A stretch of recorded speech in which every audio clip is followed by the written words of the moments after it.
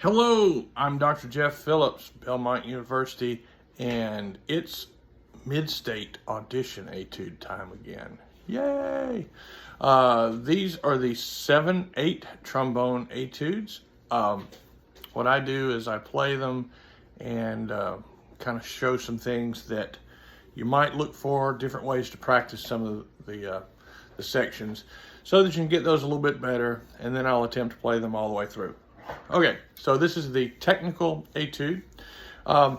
You have dotted 8/16, so it's very important in these as you practice them that you think the 16ths you don't play. What do you mean? I mean think da da da bum bum bum one da da.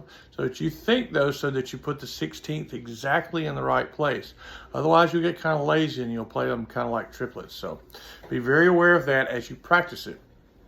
Thing to do before you start is with this technical etude is let's play the scale that goes along with it. Oh, 2 flats, B flat. Wrong. Okay, it's actually in G minor, which if you're in the 7th and 8th grade, you might not have had that yet. But if you know this particular scale, it's going to help you learn the patterns, okay? So we're going to play the following notes: G, A, B flat, C, D, E flat, and F sharp, and G. If you start looking through this particular piece, you'll see you've got some F sharps thrown in along. There's one little C sharp at the very end there, but you got a couple F sharps in with the key of B flat, so you kind of got to keep that in your head as you go through it. Okay, so you've got dotted 8/16 to look at, and you got that particular little scale we just did. So let's look at, start looking at the beginning. So we start off, it's not too fast. It says allegro, but 88, 96, that leaves us a little wiggle room. So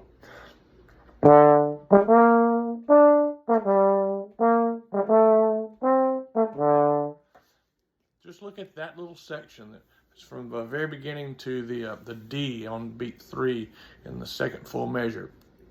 Notice how I played the dotted 8/16. Here's what you don't want to do.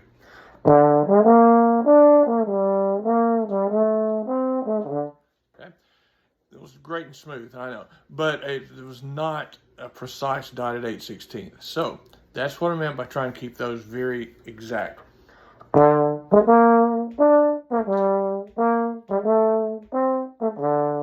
One of the things you might do, even when you're learning it, is play 3/16 on every dotted note.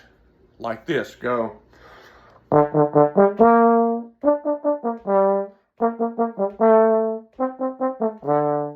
And then think that when you play it for real.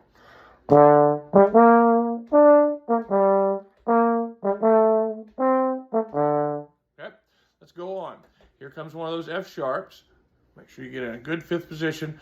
The following measure, you look at your articulation pattern. Tongue, slur, 2 staccatos, tongue, slur, 2 staccatos. So that measure.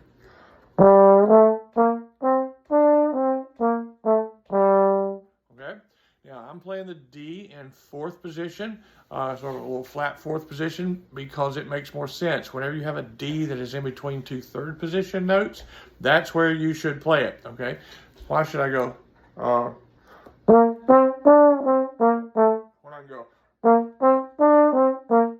doesn't that make more sense? Of course it does. All right. Plus, you'll get to do this. Play from D in 4th to C in 3rd. And then I get a natural slur. So I've got that working for me now. So that measure.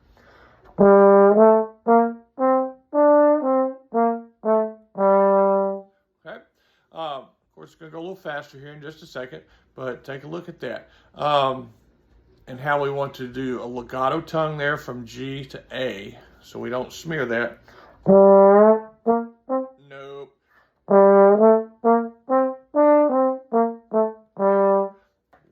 There's a line over that G, so that was going to be long. Look at the next 2 notes. 2 staccatos over the D as we get louder, and then a nice healthy low G. It's kind of got an accent, but don't explode, even though it's marked loud. So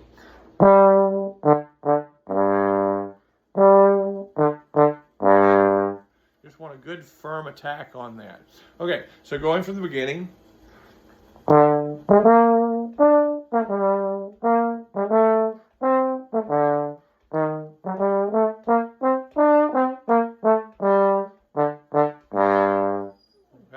and that little squeal, that's my dog. He's laying over here, and sometimes he makes little sounds when I play. All right, now you're going to get a little softer. D to F sharp. Fourth to fifth is not that far. There's a natural slur there. You can practice that without tonguing. It's like doing a lip slur, but you move your slide.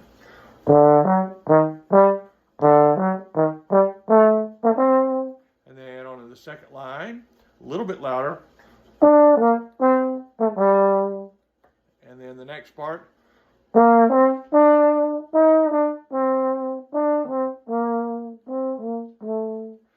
Each one of those little segments gets a little bit softer. Okay. Another place is where the D in fourth position on the measure 9. Very good place to do that.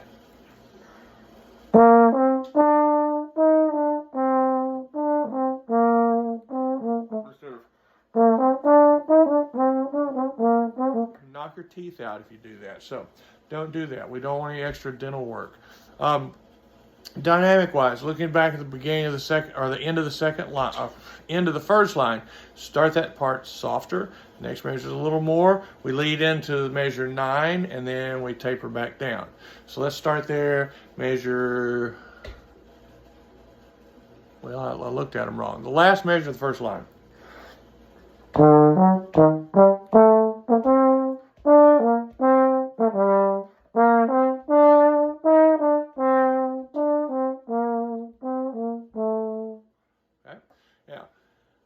What is mezzo forte? That's where you're going to. That's going to be the loudest part of that little section.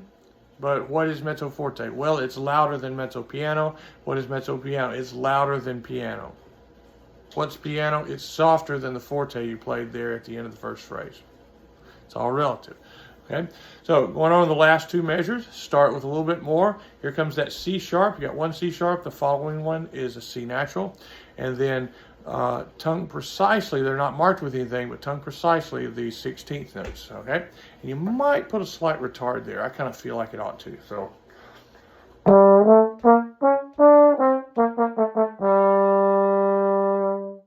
And hold that last note out a good 3 counts. Release on beat 4. Okay, here's the way some people might be prone to play that. No.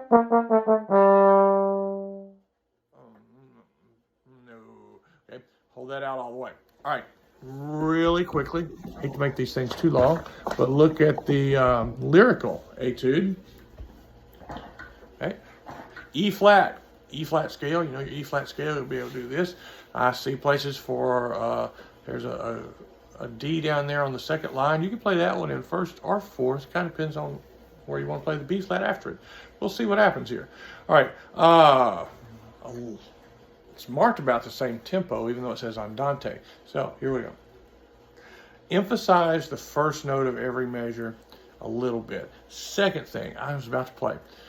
Practice this in the groups of the notes under the curve. So go through it first couple times and play.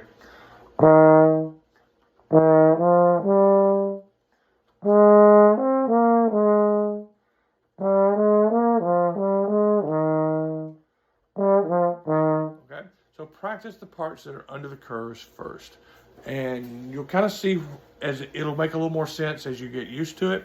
That way we're playing the phrase groups better, and we're not just playing measure, measure, measure, measure. Okay.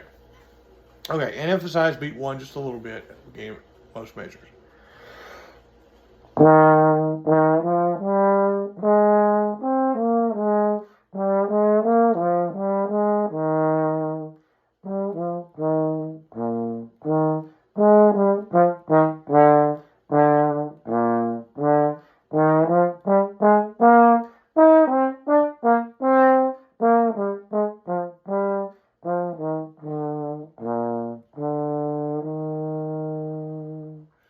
Might want to put a slight retard there at the very end. Again, you're going toward that E flat on the second line. That's going to be your loudest point.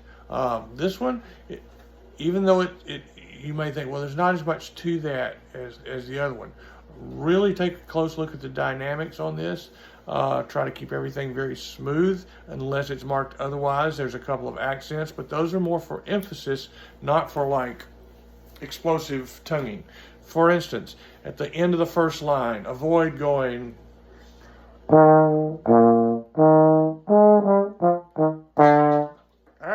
Okay, don't do that. So that even made my dog jump. Second line, third measure. Lip slur.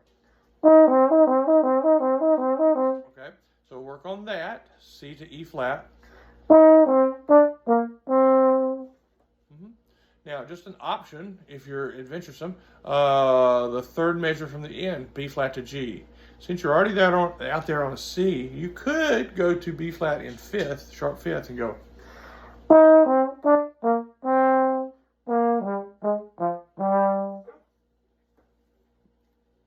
Play with it. If it works and you like it and you feel comfortable with it, I'd say go for it. It might make things a little bit easier.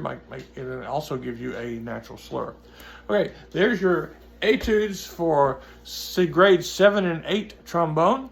I hope those little practice tips give you some help on those. And happy tromboning.